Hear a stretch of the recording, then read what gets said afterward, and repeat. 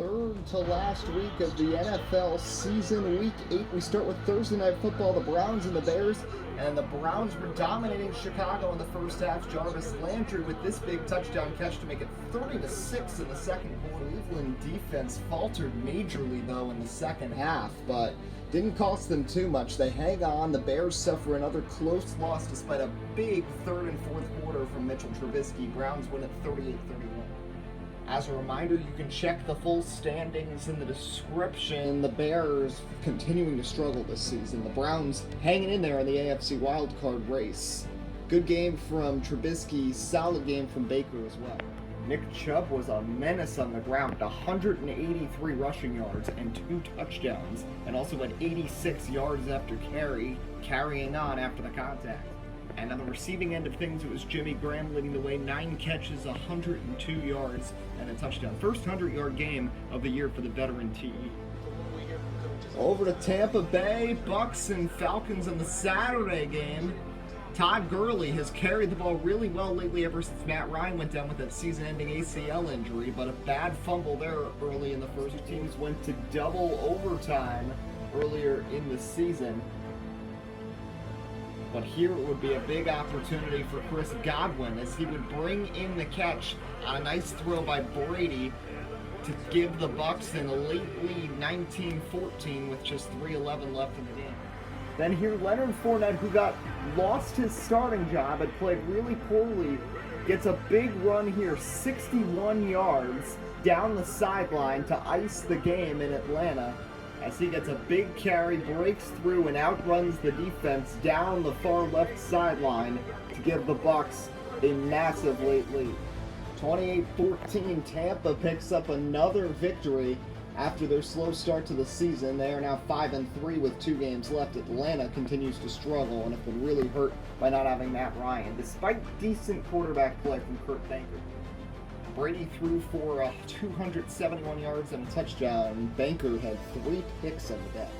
Ronald Jones, Leonard Fournette, both with good days. LaShawn McCoy, though, gone for the season, tore his meniscus, and they said he is going to be out for the rest of the season. So, tough break for Tampa, losing one of their veteran players. And that was the first of many big season-ending injuries this week. You'll not want to miss the rest. Julio Jones, though, is healthy and had a big game, 7 catches, 114 yards, and a touchdown, and that's sure to be a Pro Bowler this season. The New Orleans Saints continued their unbeaten season, handily defeating the Carolina Panthers 27-10. Another game where they were down in the first half and came back with a huge second-half performance. Drew Brees missed the Week 3 tilt between these teams in North Carolina, but was back for this one and had a big game, throwing for 262 yards and a pair of touchdowns. Finally, the Saints have a healthy backfield. Alvin Kamara with 119 yards leading the way. The Panthers, of course, their offense has been derailed by the season-ending injury for Christian McCaffrey back in Week 6. The story of this one was Michael Thomas, 10 catches, 112 yards, 2 touchdowns. So 2 games left for the Saints.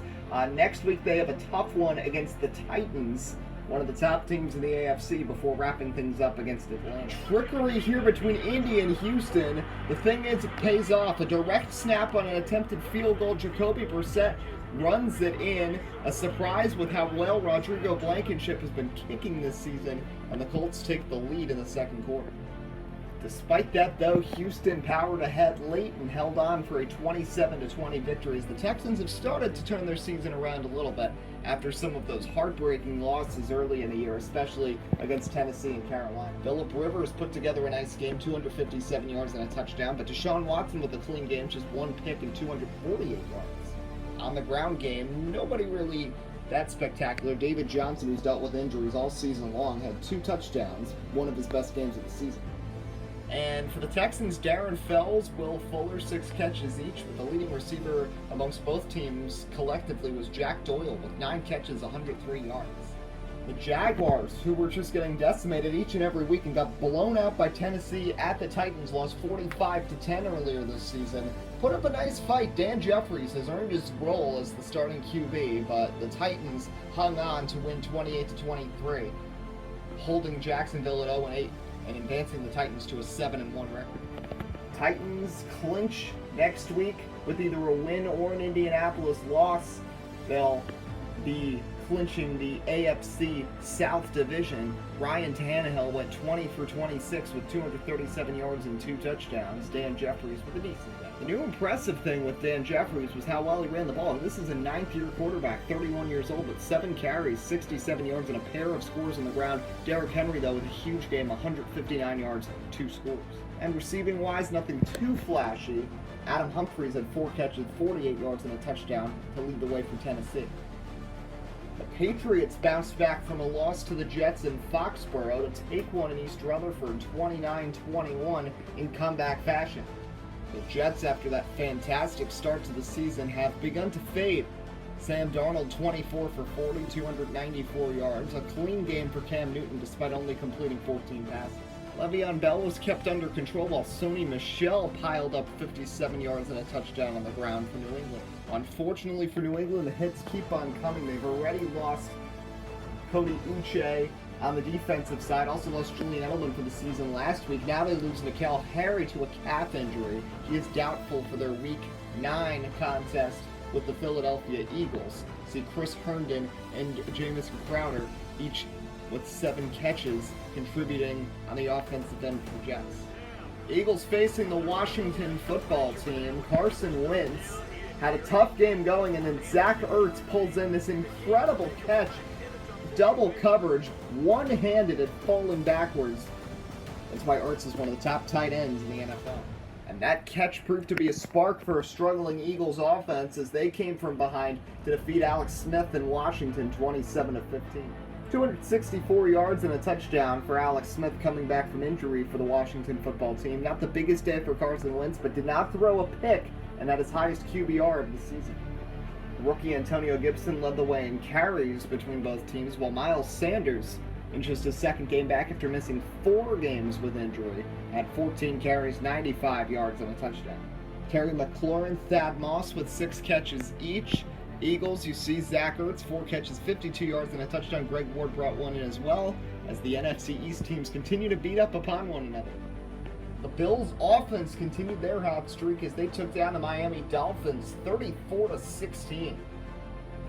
Tua Tagovailoa threw for 300-plus yards for the second time in his career, but it wasn't enough to dethrone Josh Allen, who threw for 252 and a touchdown. But the storyline was the running game for Buffalo, and it all boiled down to Zach Moss. They were still without Devin Singletary. He's expected back next week. It was his second straight game out with a sprained ankle, but 21 carries, 155 yards, 2 touchdowns for the backup Zach Moss.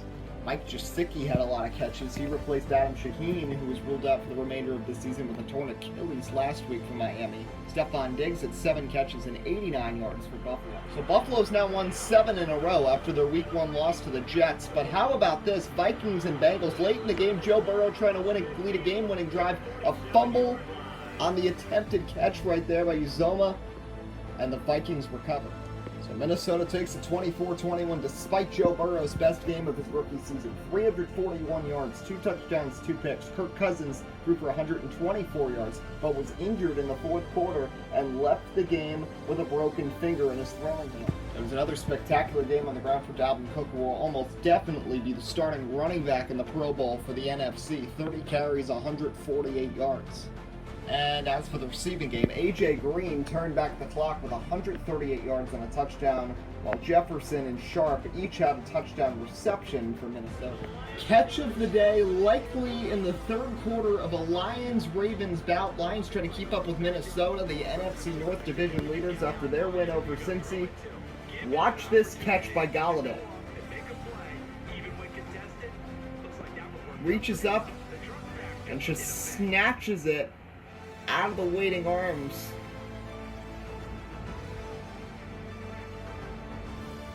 of Marcus Peters. Incredible on the wrestle. They said he had possession. Galladay becoming one of the top young receivers in the league. And that touchdown proved very important as they handed the Ravens another loss. Baltimore falls to 3-5 as Detroit wins at 38-31. Another ugly loss for Baltimore. Matthew Stafford throws for 304 yards, 2 touchdowns, 2 picks, while Lamar Jackson collected 190 yards and 2 touchdowns. Mark Ingram only had 34 yards, but did punch in a pair of touchdowns. And on the receiving end of things, Kenny Galladay, 7 catches, 80 yards and a touchdown. Duvernay, 5 catches, 56 yards and a touchdown. Proved to be a big target. Of course, Miles Boykin is out for the season for the Ravens. Moving to the 4 o'clock slate, Patrick Mahomes dominated and even got to sit on the bench for the end, and Chad Henne played quarterback for most of the fourth quarter as the Chiefs drubbed the Cardinals 44-23, handing AZ another brutal loss. The Cards fell to 2-6 despite a pretty good game from Kyler Murray, but Patrick Mahomes was on it. 28 for 39, 382 yards, 3 touchdowns, 2 picks. Kenyon Drake led the way on the ground. He's struggled a bit this season, but got a decent game together, 77 yards and a touchdown. Clyde Edwards-Helaire left with injury, though, for the Chiefs. The rookie hotshot running back only carried the ball 5 times, so a little bit of concern going forwards for KC on the ground game. Travis Kelce with another spectacular game at tight end, 10 catches, 162 yards, while Tyreek Hill had 95 yards on just 5 targets and 1 touchdown. Seahawks and Broncos, Russell Wilson allows a pick 6. He's been so spot on all season. Of course, had that record-breaking night against the Rams on Monday Night Football early in the season, but here, a big pick 6 gives the Broncos the lead. And the Seattle Seahawks, one of the unbeaten teams, they were 7-0, suffer their first loss of the season. And of all the teams for it to come to, probably shocking that it did not come against the Chiefs or the Rams or the Niners. It's at home against the Broncos and Drew Lock, where they fall 16-10, a big upset in Seattle. Russell Wilson with his first bad game of the season, a QBR under 50 as he threw for just 195 yards and was picked off twice. Phillip Lindsay was injured on the first drive of the game, but Melvin Gordon picked up the slack on the offensive side for Denver. And the biggest story, probably the receiving for Seattle. Their 2 Pro Bowl receivers held quiet. Tyler Lockett had 3 catches for 39 yards. DK Metcalf not even pictured. He only had 1 catch for 7 yards. 2 of the top targets on this team held silent by the Denver secondary. And the Seahawks now have to reassess after their first loss of the season. And the 49ers try to keep scratching and clawing. They stay mathematically in the race in the NFC West, despite the Seahawks having a chance to clinch with a win next week. But 42-25, San Francisco takes care of business against the Raiders. Big game for Jimmy G. 315 yards, 5 touchdowns, best quarterback performance overall of the week in the NFL. Derek Carr benched after 3 quarters, replaced with Marcus Mariota, who then played well. A lot of considerations that Mariota will start Week 9's game for the Raiders. On the rushing attack, 22 carries, 78 yards, and a touchdown for Tevin Coleman, but he and Raheem Mostert were both injured in the game for the Niners, while Josh Jacobs had another 100-plus yard performance for Las Vegas. George Kittle has had a really disappointing year, but had a breakout game, 8 catches, 116 yards, while Deebo Samuel only had 2 catches, but both were for touchdowns. 4th down, Giants wearing their old red uniforms on the road in Dallas and in Jerry's World, silencing the loud crowd as on 4th down, Daniel Jones finds Evan Engram for a game-time score. 10 seconds on the clock. Come down to Rosas trying to kick it, and he would nail it through the uprights to force overtime.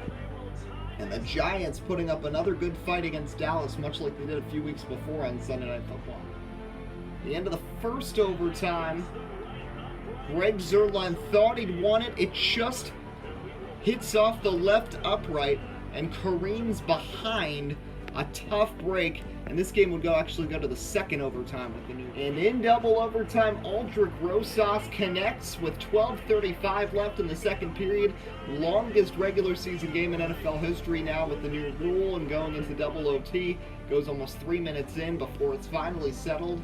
Dak threw a couple of picks in overtime where the Cowboys could have iced it, and the Giants still won at Jerry World to keep their playoff hopes alive. A 26-23 victory for the G-Men.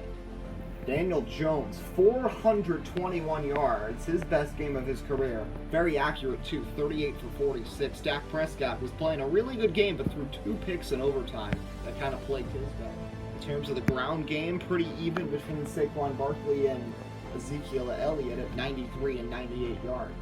Golden Tate had a really good game today for the Giants. So did Darius Slayton. So did Evan Engram. So did Dion Lewis. All had 80-plus receiving yards, while Amari Cooper led the way for Dallas.